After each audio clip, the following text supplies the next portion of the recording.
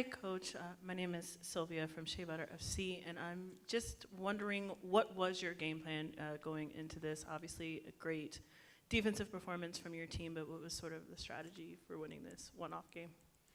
Yeah, I mean, Haiti's an incredible team. I mean, clearly they made the World Cup for a good reason. They've got incredible players, and we knew individually what we were going to be up against. So ideally trying to slow down their attack. We started in two lines of four, and they were doing a really good job of pressing our back line. In the first 15 minutes, we were kind of on our heels. Made an adjustment, which gave us an extra number, which calmed them down and actually gave us more numbers when we won the ball. And there were moments after those 15 minutes of trying to feel out the game and what they were going to do.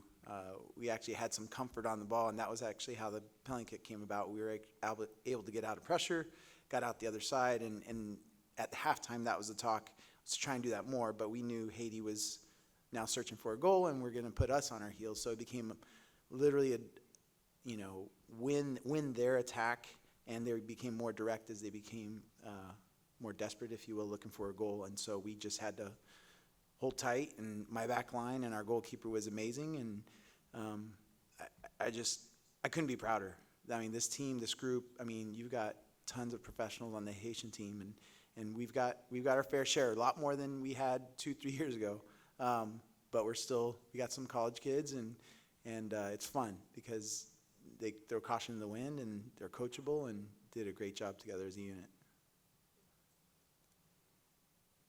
Congratulations, Coach. Rico Cabrera, East LA Sports Scene here in Los Angeles.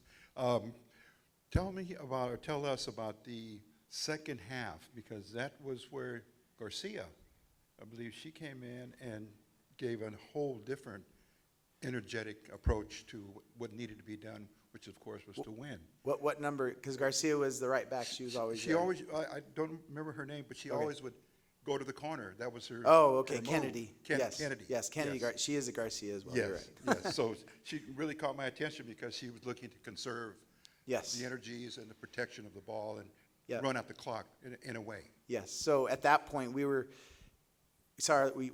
slowing way down, and because we were going to be defending more, she's very quick, and so we just needed a bit of a threat up top. And as the game wore on, we just told her to take it to the corner because she's got a very good ability to keep the ball. Being her birthday just yesterday, she turned 19. And so she's just quite a personality, and her ability, just physical ability, was able to at least give us a threat on the counter while we were, defending our goal. Probably for the last 30 minutes, it was pretty chaotic. So. Hey, Coach, congrats. Thank Miriam you. Swanson, Southern California News Group. Can I just ask about this tournament and sort of, you mentioned the evolution of your program, but just what's the value of this new tournament and sort of this evolution of women's soccer? Well, I think just opportunity to play.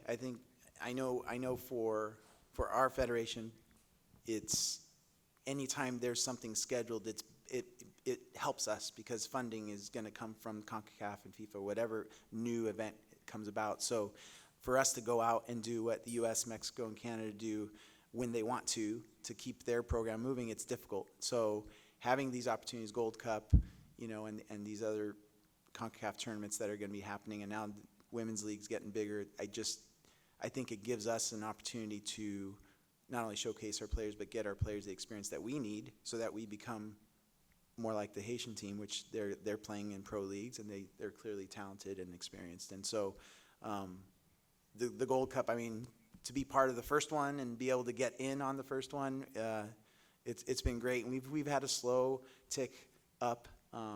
We haven't beat a team like this, but we've not lost. The only team that of any significance as far as rankings as Mexico. We faced them 3-4 times in the last 2 years. So we've gotten our taste of what we're trying to reach, and tonight was, I think, a culmination of that experience.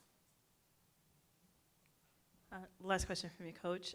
Can you just speak, obviously an amazing defensive performance from your entire team, but can you just speak a little bit about your goalkeeper's performance tonight?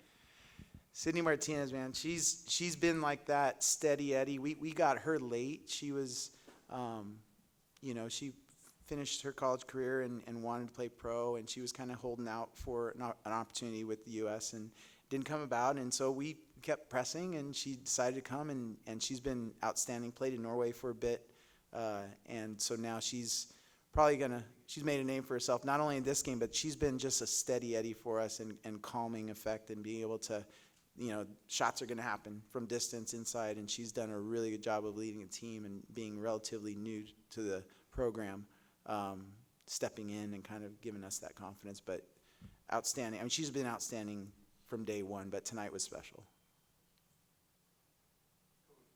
Coach, can you give us a quick 5-year strategic plan, so to speak, sports-wise, about the program and how you see the future development going? Well, again, as these other, events happen, it's going to help us. But I think at the end of the day, we have to control the controllables, as they say. And I think we need to have to control the Caribbean. That's got to be our first focus. And once we do that, we become, in the same vein of Haiti and same vein as Jamaica, and teams that are always doing something special, getting into tournaments, World Cups, and that kind of stuff. So I think, 5-year plan, I'm just focused on the next game and just focusing on if we can become better in the Caribbean itself and own the Caribbean, if you will, then that will kind of give us the opportunity to belong in some other spaces. But a win like tonight is going to obviously get us quite a bit of attention. But 5-year plan, I think it's just we have to take care of the islands and the Caribbean area. I just mentioned that because you mentioned your college, university Yes. players who are developing one. Yeah. Uh-huh. Tim Graney, Tribal Football. Sorry I was late. Can you talk a little bit about the impact of the game and just what it means to you and your players? Well, I got the job in 21, and you just read about the history, but you've got, the president, you've got Carla, who's our director of football, and she does everything.